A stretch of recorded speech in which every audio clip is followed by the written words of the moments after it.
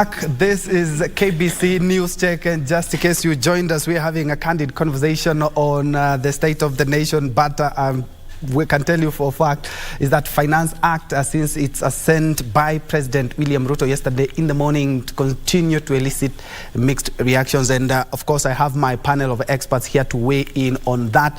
I have Dr. Issack Hassan.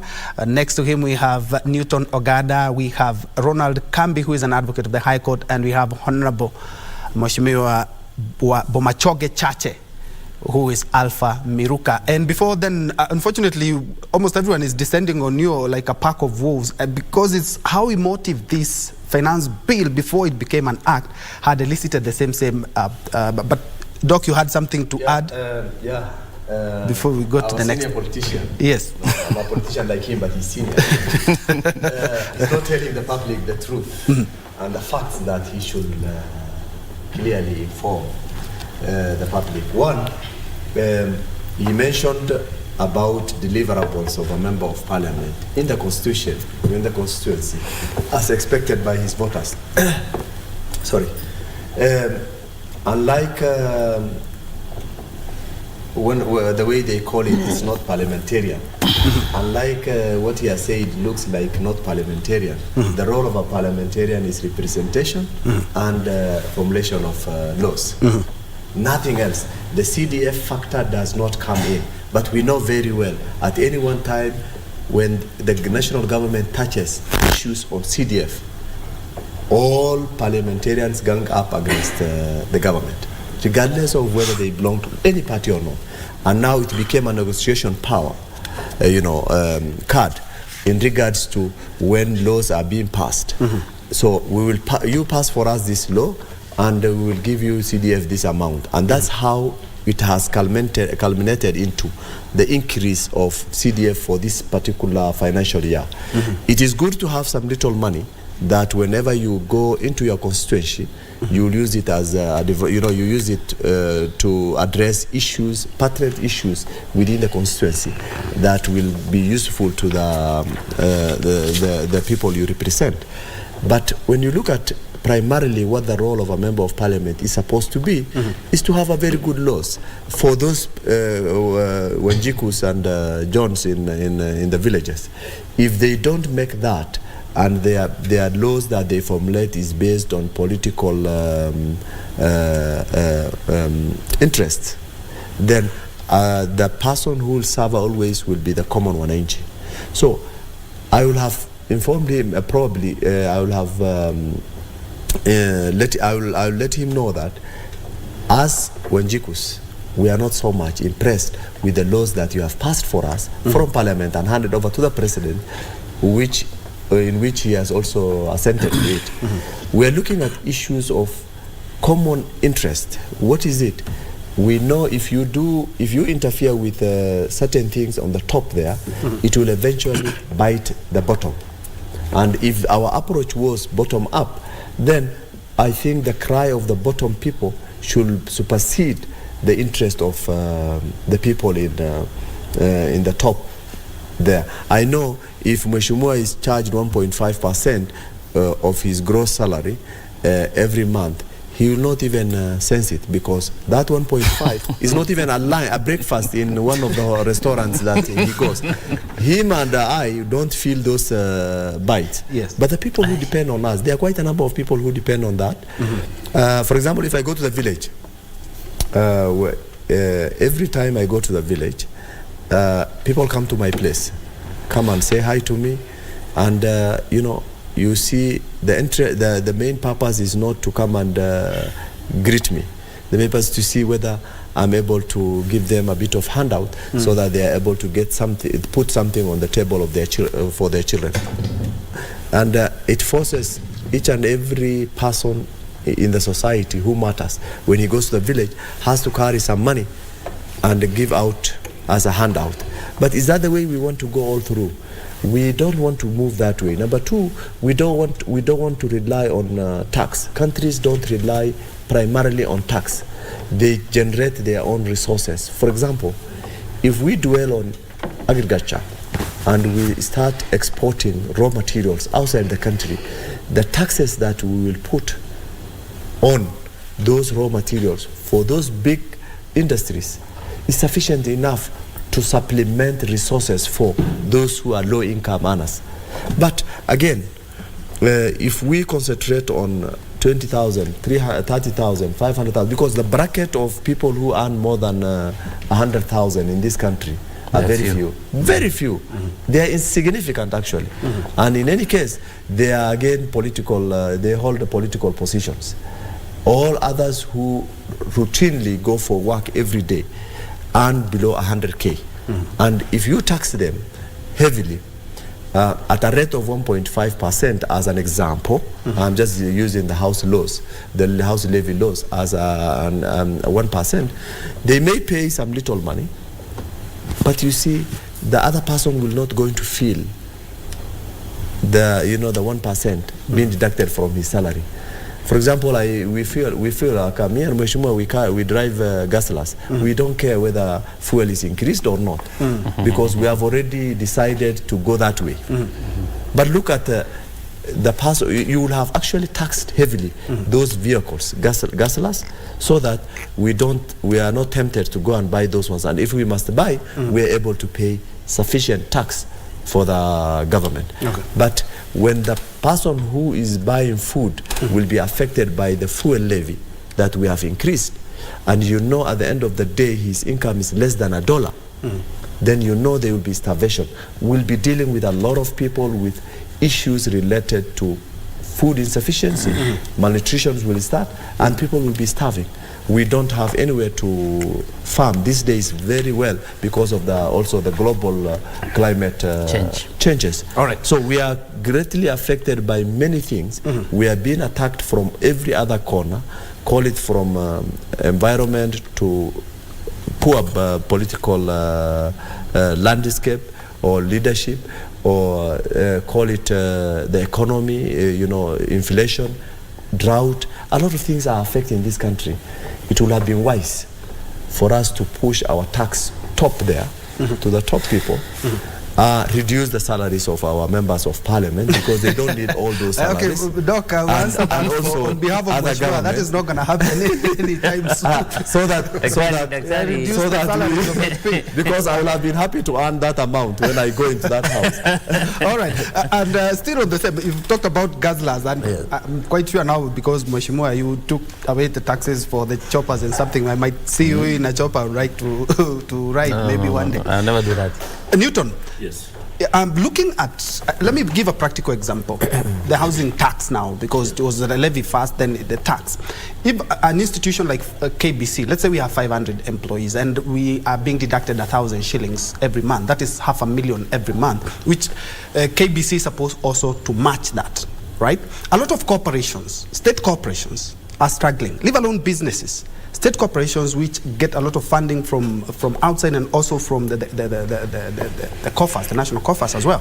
But now it brings in a new issue. A good example is your case. You have a home that you house over 100 kids. Not because of the harsh economic times, and you also have a hospital that is supposed to pay the taxes also for your employees. Are you going to be adding more employees, or do you think of maybe reducing them? And in matters philanthropy, you have over 100 kids. You cannot send that kid away. How are you going to survive? Thank you for that, because I wanted to explain something to Mheshimiwa, those who pass it. Yeah, Mheshimiwa. Number one, I explained that I employ people, I have a lot of employees. It's the time that we're going to give new contracts. I'm going to send some people home, not because they are not performing, but because I will not manage to maintain them according to what is coming up. Number two, if you look into the employment rate in this country, the private sector employ quite a number of people. From agriculture, if you go to the agriculture, they employ a number of people, construction and what have you. When the fuel is 16%, all the prices are going to hike, which means even those who are building massive building will stop, and they will reduce the employment to their people in their construction companies. Number two, When the fuel goes to 16%, I don't know how I'm going to manage with these kids because they don't have their parents. Remember, this kid is relying on me from clothes, school, food, health. Then you're telling me to pay house levy where I'm not going to stay.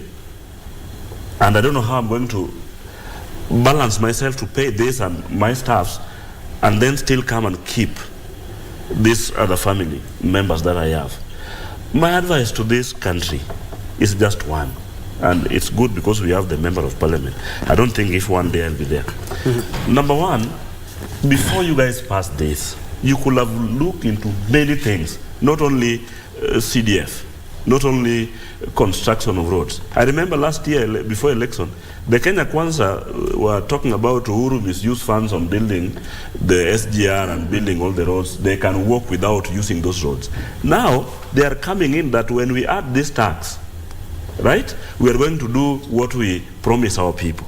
I know those were politics. But when we come to the reality now, as we speak now, yesterday before I came, some women came to my home in the morning. They actually come all the time because I support more than 2,000 widows. And they came, some need me to help them with the school fee and what have you. And I don't have, I'm telling them, I'm sending them away because I cannot manage now. By the time I'm sending them home, I'm telling them, go to your member of parliament. And they're saying, if you go there, even Amy doesn't have the money. And they're the same people who are still coming again to add us. I told you when we started, I have no problem with additional of tax. If you are tax on transport, I have no problem with that because actually we have to maintain that. If you are tax on health, like for now, the NHIF are going to add their proposals. Their proposals to the same Mama Mboga, the same person who is earning 15,000 shillings. They're going to add this one, and then according to them, they were saying the common mwananchi will pay 300, and those who are employed will pay more because they are earning. The same person who is going to be taxed 1.5%, and the same person who is going to pay for fuel is still going to be paying a lot on when it comes to NHIF to cover up the other person. Mheshimiwa, my problem is just one with this parliament. I don't know if it's 13th or yes, 13th parliament. Yeah. They did not look about what the Mwananchi are saying down there. They look into how they can raise finances without knowing. It's like you take your son to school, amepata kazi, then you tell this your son, I want you to build me a house, I want you to drill me borehole, before knowing how much your son is earning. What you're saying is correct because it's your child. You took him to school to help you. Yes. But you cannot overburden him without knowing where he's getting the money and his or her proposal to what is going to earn as an individual. So I'm just telling you, Mheshimiwa, that this one was bad. So what I'm asking you now not to do, don't go against the will of the court.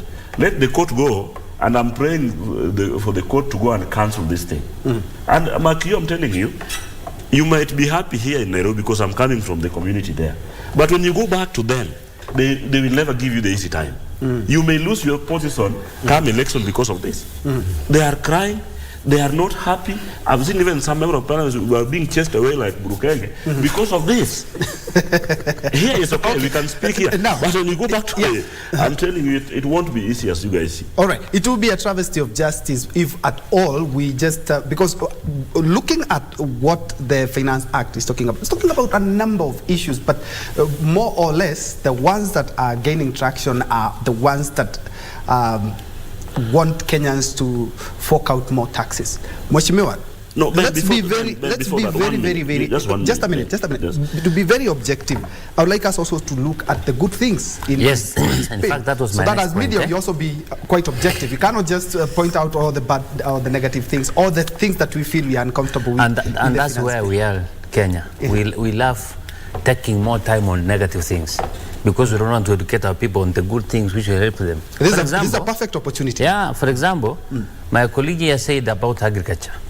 He has not read about the bill. The bill removed VAT on low importation of agricultural products. What does it mean? It has pushed the agriculture. We already have fertilizer subsidy. Now, if the farmer used to buy 6,000 a sack of fertilizer, is now buying a half. And now we have removed the tax on that. The bill has exempted removal of tax of pharmaceutical products, vaccinal products. If you come back to the normal way, because the farmer will go to the farm, do his business, deposit his money in M-Pesa to transfer the money to the bank. The bill has reduced the excise duty from 20% to 15% of all money transfer transactions, both from the bank to the mobile to the agencies. This bill has removed 8% VAT on gas. That means everybody uses a gas. It's going to be reduced. No, not everyone. I'm okay. Substantial good people in the urban areas use gases. Okay. Forget about the others in village who use makaa na kuni. If you look about the bill, for those people who want to do construction industry, it has increased importation of cement, steel, and other products of construction by 16%, but it has reduced. It has moved for local products. That means there is no way a Chinese will come and have a contract in Kisii to import cement. He is forced now to buy cement from the local producers from our country, because it's easier for you to produce cement here in Kenya than importing the cement. That means in the construction industry and the funny part of this, let me tell you, my neighbor here, housing projects is done in Homa Bay. It's not done in Kisii. I'm the one who voted yes, but there are people who voted no. But as we speak, housing projects is in Homa Bay County. Affordable housing, what does the affordable housing mean? Affordable housing means is a scheme that everybody will afford the house, including a common mwananchi man. Not a scheme an employee is able to afford with a high interest. The reason why housing levy is coming is trying to solve the problem of housing. Now, in the current scheme of housing, anybody is going to own a 2-bedroom house at a monthly contribution of 2,000 shillings. Currently, you never have a house of 2-bedroom, you contribute 2,000 shillings. The housing levy, let me complete. Yes, it's a big issue. Yes. The housing levy is going to solve housing problems in our country. In this scheme, every constituency is entitled to a minimum of 100 units. If you go to Singapore and read the Singapore history, that's how people started, for them to be developed. For example, Sai, if we come from his village, when everybody coming to urban, he doesn't own a house. You must rent a house, a very expensive rate here. A 2-bedroom house currently goes not less than 20,000 in Kenya. But here, a case whereby a government has given an opportunity to contribute 1.5 and own a house as cheaper as you can. And that contribution you are doing, it also enables your brother who is not employed to also afford a house to have in the urban areas. However, these proposals in this bill, 70% are very good. That's why I told you, actually, the support of the financial bill 2023 and the 2018, I compared it to, if you go to hazards, members of 2018, 90% said no. But for this one, 70% said yes. When you sit down and look in on that bill, if that bill is the way now is a law, if that money which is going to be corrected in every aspect, it's going to go back and assist the common mwananchi. Everybody will come here. Let's have the same show 2026. All right, but with all fairness, 2018 and 2022 are two different. Yes. 2023 are two different years, and the economy is quite different from that. But in your own view, should have people read between the lines when it comes to the manifesto? Because some of the things that people are against were in the manifesto. Yes. Should they have read them? I think now we should also mature in terms of politics. I think our people, what our people are saying, we are still following our masters. When I see Raila Amolo somewhere, I see that thing's right. When I see our President Kibaki somewhere, or myself somewhere, I see he has read for me. No, it's high time Kenyans to, before they vote for anybody, to read what their manifestos are. Because the manifesto, let me complete. The manifesto of Kenya Kwanza, in fact, the manifesto of Azimio, if you compare, they look alike. The only difference was, for example, housing levy. The manifesto of Kenya Kwanza had 3% reduction, but for Azimio had 1.5%. Now they're saying it's bad. But remember, if they were to be voted in, the same things we are doing as Kenya Kwanza, they were the same things they were to do. But their challenge is the one implementing them is not their choice. That's why they are opposing. No, it is not about that much. Let me tell you about Homa Bay. You said, I'm complaining here and the housing is coming to our Homa Bay County. Not coming, it's being done actually. No, the president launched it. We are still in court. Several months ago. So he's saying we are still in court. So no, but they have launched it. the problem is this. I have no problem. I said it 20 times. I have no problem with what you guys did. But my problem, the time that you guys are doing it. Then number two, if you're telling me this housing is going to lower the rate of the tenants, those who are staying in people's houses. If you come to Homa Bay, the population who works within the town are few. And most of them already has gone to bank, took a loan and built their homes through mortgage. Which means they doesn't need this. Then number two, there's something that you guys have not put properly in this. Somebody is 48, 58 years old, want to retire, almost retiring. And he will be deducted this money. He don't need a house. What he needs is just, after retirement, I'm going to relax at home.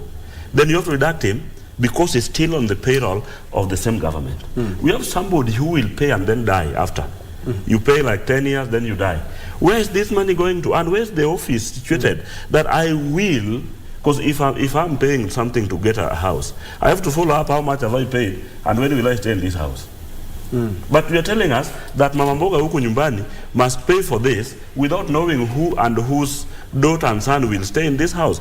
The thing that you guys could have done, if I was you, is to look for resources, right? And build these houses. From where these resources? You can borrow. Even now you borrow the money. We know we are not in borrow for you to build a house. Borrowing, even now you are Borrowing again. Borrowing is there. They borrowed already. It's not that this Kenya Kwanza has not borrowed anything. They have reduced the borrowing percentage. But they borrowed. The fact is that they have borrowed it. And even today, if you see, we are talking about corruption 2 days ago, 3 days ago. Even the money that has been borrowed, there's still some other people who are sitting next to the corridor to find how they can take. So even this tax levy that we're talking about today, even the housing, we are still not even sure if it is going to build the houses or some people are still going to take it. If you go to NSSF, somebody has paid NSSF for like 30 years, then this person dies. We have to still wait again and follow up. You will find a widow is following up the NSSF for another 3 years and look for lawyers to help him or to help her to get this money back. According to the NSSF, there's a particular said that if you die, they have to give you 20,000 for the burial things. It is there. But I've never seen anybody who has been given this 20,000. So there are many things which are happening in this country. If you see we are opposing this, there are a lot of details into it. So we are not complaining that what you did is wrong, all right. But the way you are going to implement it and how it's going to help a person living in Homa Bay County. Let me clarify something for him to understand. Currently, anybody who owns a house, either mortgage from the loan, the interest rate is very high. From a bank, you must be charged 14. But already you have it. No, let me complete.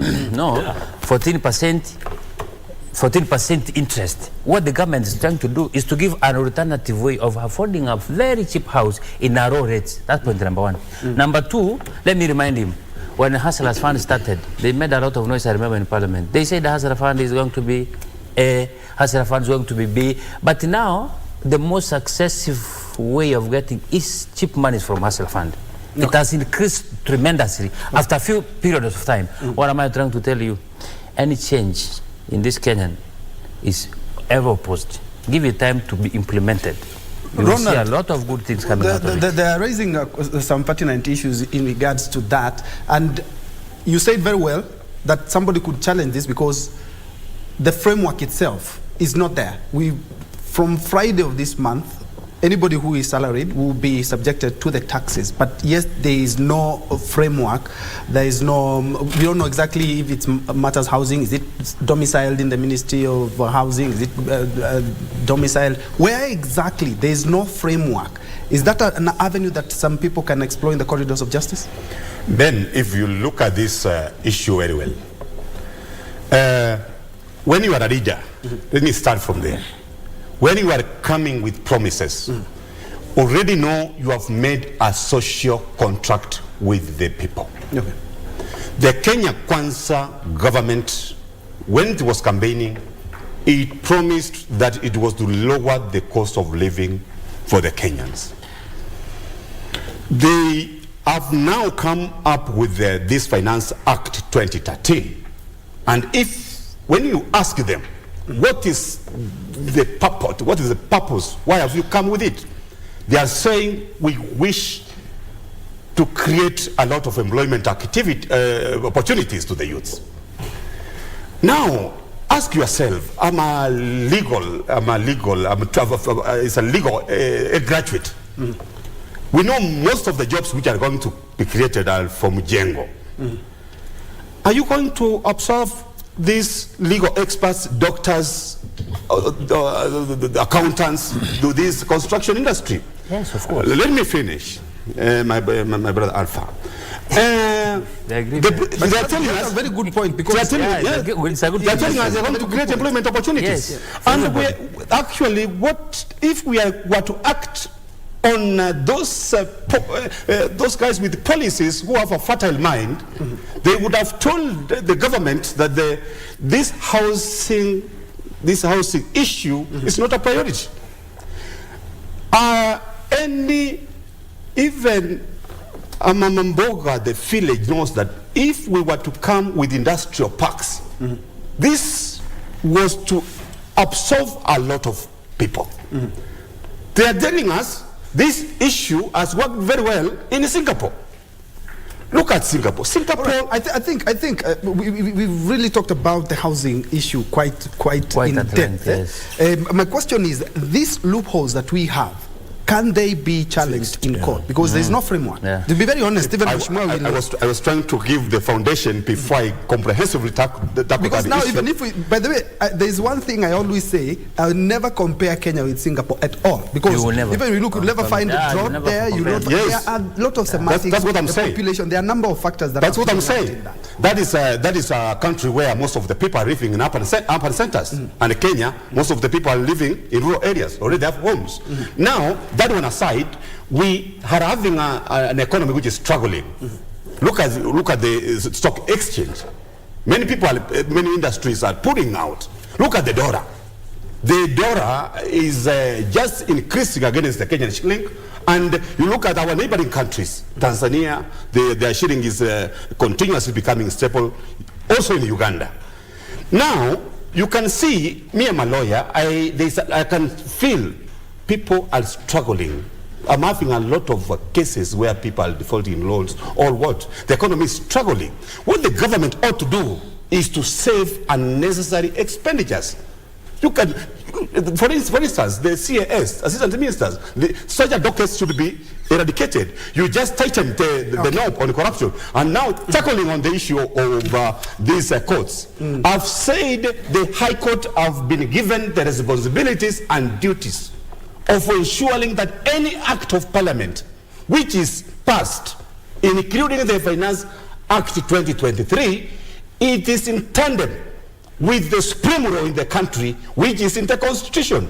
And that is why I shed light there earlier that I'm very certain 100% that panel of the High Court judges who are handling that matter filed by The question actually was, are these some of the avenues that can be explored in challenging a law that has already been... That is it. When a lawyer, when somebody has filed a case in court challenging a particular act of parliament, he has looked at that act of parliament very well. He has seen there are provisions here which are not matching with the Constitution of Kenya. That is why they have filed a constitutional petition. They have filed a constitutional petition indicating to the High Court that several provisions of the Constitution have been violated. And as such, this act of parliament should not see the light of the day. One of the provisions of the Constitution which has been totally violated is Article 35, which says when you were campaigning, you said housing, but you had to shed intellectual light where you were to get this money for housing from. The Kenyans are under duty to get information from you. The government ought to have told them this money for housing, we will come with an act of parliament which will increase which will impose this. That's why I'm saying this law is actually unconstitutional. The High Court, I'm certain, will declare it unconstitutional, and if it will not do it, still under Article 1, sub-Article 1, the Kenyan Constitution have powers to do what we call as peaceful demonstrations to tell the Kenyan people that that is not what we wanted. All right, enough of that. Let's switch off the bill for a second. And because of the act itself now, Azimio have said that beginning today, actually we're expecting some activities from two at the Kamukunji grounds. So this, I believe, the act, they are already given threats that if you pass this bill, we will head to the streets. The bipartisan talks have already stalled. Is this the right time to avert what we saw, people's lives taken, people's property destroyed? Is it the best time to reintroduce or try to resuscitate the failed bipartisan talks to avert possible loss of life and property? Yeah, Ben, before I go into that point, it is an obligation for us to enlighten our citizens if we know the right thing. Quite often, politicians don't do that. I want to tell Kenyans that quite often our politicians are using examples of Singapore. Singapore, we must know why Singapore income is so high. To start with, we shouldn't use it as a reference for this country. One of the primary things that made Singapore's income high is because of low tax rates. That has never been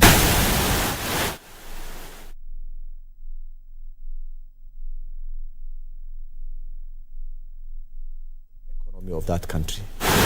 That means as more companies invest in the country, of course the economy grows, and it boosted the economic growth of that country. So Singapore's income and corporate tax are half of what is in the United States, and simply because of low tax.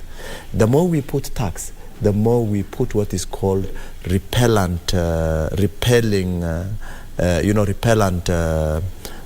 investors. They run away and move. As I mentioned sometimes back, I know myself personally, there are investors who are investing here now, they have moved to other countries. I know. There are people I know who have been doing a very big business, and they have moved completely, and they are moving slowly by slowly and selling off their properties around this country. That means in 5 years' time, as Mheshimiwa exits his seat, I know he'll go and fight for again another round. For governor, maybe. Yes. No. MP is okay for him. He doesn't need to become a governor. That's one. Secondly, I always say the interest of the common man should supersede our ego of bringing change into this country. Because when we want to bring change into this country, I think it has to be progressive. These days you will have what is called, what are they called, these millionaires, the midnight millionaires. And if we have a country change, a change of the country overnight, I don't think if we will get anywhere far. But in terms of now, I want to also just mention one thing that our legal counsel has mentioned, and perhaps I wanted him to put light into it, is that the act is a law now, and I know the legal team have already looked at it very carefully, including the Attorney General, who usually looks at issues of legal matters for the government. But one thing that I think they have a loophole, the only loophole they have is public participation. But with the cosmetic public participation that has already been done, who will going to prove that actually public participation was not done? And more likely, Mheshimiwa and his team will have their way, simply because they played us very cleverly. They did all the cosmetic way of doing their things within the framework of the law, and I think the challenge in that one will not be very easy.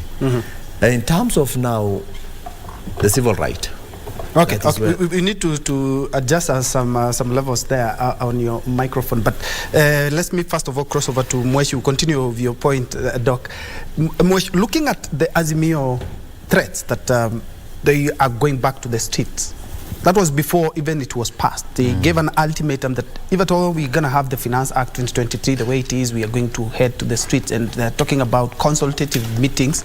And sometimes someone might just say, here we go again. How can we stall that? Because we have seen what happens in terms of losses of life, loss of property, and of course the economy. You see, we have so many events currently, international events. I'm quite sure there are no investors who would want to come where we are having our placards and where we are having throwing of stones and killing and looting. How can we avert this? The bipartisan talks collapsed. I think this could be the best time to resuscitate them. The challenge you're having in Kenya is having leaders who are not focused on the welfare of the common mwananchi.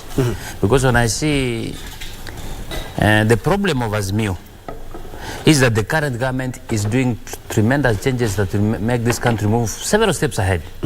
In that way, they are trying to see all possible ways to drag them behind.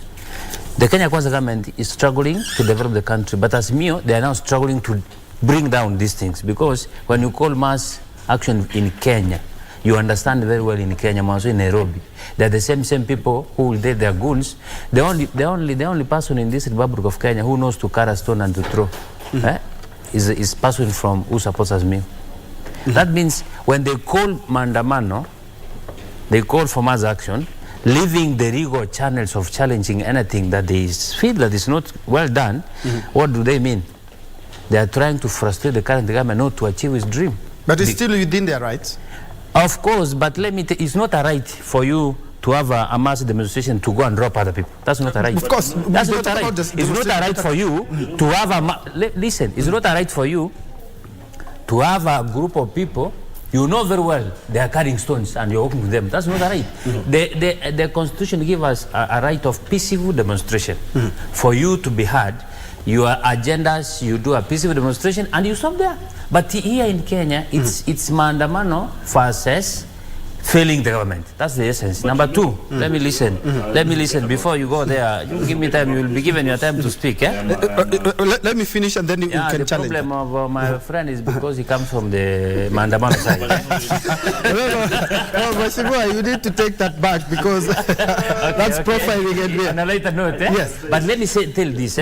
Among those people, I started telling you, if you compare the manifesto of Azimio, it was actually far much in terms of drastic changes to our economy more than Kenya Kwanza.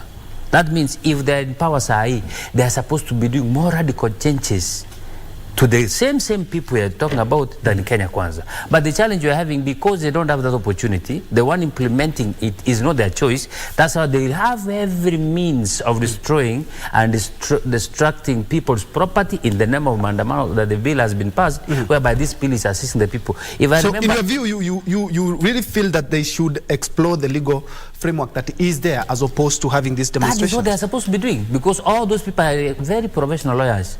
If you start from Mata Karua, I remember he was a very competent lawyer taking people to Hague, if you remember very well. Why are they not following the legal process as per the Constitution of Kenya? This is their country, and exploring the worst option for them. Okay. Let Issack to wrap up whatever he was saying. You were actually adjusting some levels on the microphone. Thank you. I think Mheshimiwa has mentioned a number of things which are very positive. He said our politicians or leaders are not very objective. We start from there. That's the point of our discussion. And I thank you because you have completely agreed. Now, if we lose objectivity in the leadership, civil awakening will occur because of lack of objectivity. You know very well I have had discussed several times issues related to demonstration in here. Yes. And I don't want to lose my words because I don't encourage or rather advocate for mass actions in this country. Reason being, one, first and foremost, our society is not yet civilized. And they take mass action as an opportunity to to interfere with other people's peaceful system. And that way, our right is completely not, respected it. I mean, if we are given the right to demonstrate, and the clause there, which is very bold, is peaceful, and we never, at any one time, mass action has never been peaceful. Though quite a number of times people blame on the police that they are the ones who have started the violation. At one point, do policeman start a violation when he doesn't see goons throwing stones? People are demonstrating peacefully. In Egypt, you remember what happens when they were doing the revolution. They camped in a stadium for days, and until then the government is changed, they will not move out of that place. We can actually do that. We can be camping in Uhuru Gardens, we can camp in Njue Stadium, and we may not interfere with those ones who are not interested in the mass action. But when the government also pushes you so much hard, the mass will always react. Mine is to just tell that the government should take everything very carefully, try to educate people on these laws that they are introducing, because much of the information they have are from politicians, and politicians speak from different aspects of their interest. It is never the interest of the public. And therefore, if the government takes effort to educate on these radical changes they are doing and how it will eventually or gradually benefit them, I know any action or any moves that are made are always fruitful, although it always have some ups and downs, which Mheshimiwa says Kenyans always resist changes. It is not only Kenyans. It's every society. We are shaped in a manner that any new thing, we develop what is called comfort zones. And the moment you bring changes to that comfort zone, there will always be reaction. But how do you overcome that? Is educating the society more of what new things you are bringing, these radical changes you are bringing, so that they know exactly what is coming and they know the remedies and the challenges that they will go through, so that they prepare to achieve the ultimate goal that each and every person is desiring to achieve. But if we are gagged and we are told, this is the law, follow this, and this is what the government wants, you will always have mass action. Doc, so how do Azimio take it? Do they do the mass protest, or do you suggest, like Mheshimiwa is talking about, we've never had peaceful mandamano, so you guys seek the courts? Azimio first have failed. The streets. Correct. Azimio actually failed themselves. In the onset of their mass action, they will have waited this government to structure itself and put all their laws in place, so that each and every Kenyan understand why Azimio want to go for mass action. Now, they did prematurely earlier on, disputing the legal process of our government of the day, which actually, in essence, once you are defeated, you should always accept defeat. Now, this time around, I don't know what language they are going to use to convince us, because I'm tempted to agree into their mass action just because of this current radical laws that has been put in place without considering the effect or the impact that the society will going to have. I'm tempted, but again, because of the nature and the architecture of our society in terms of and the understanding on issues related to mass action, I think I don't advocate for that. We still have an avenue to do this discussion in a boardroom. We have a lot of intellectual, as they have put it, in the teams from both ends. Then we will be able to see whether there will be a proper outcome, and in a sober manner, if they are able to agree and demystify everything and agree on, a way in which these things will be addressed, we will be happy about it. Yeah, but there is one challenge. Historically, when you look at our parliament, they actually don't, Mheshimiwa will not vote anything through his conscience, or his comfort. He will have to be influenced by either the government of the day or the party.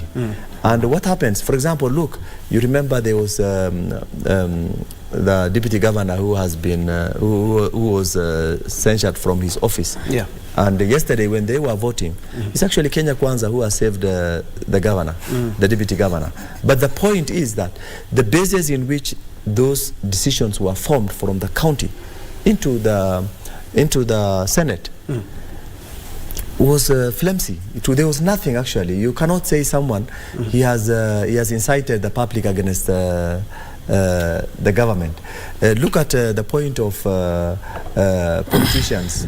We sometimes go out and make radical statements, and later we just reverse it back. So generally, if our politicians will have voted vote things based on their understanding and their correct consciousness, then we will have believed in them. But now they are always influenced by either party or the government of the day.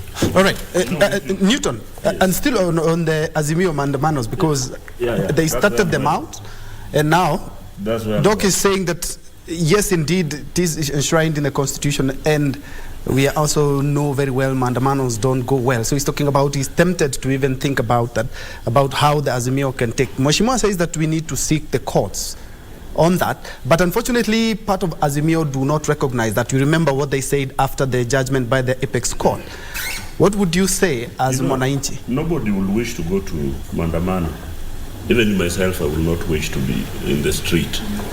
But sometimes the situation may force you to go and demonstrate outside there. Number one, the words which are coming out from the government side is bad.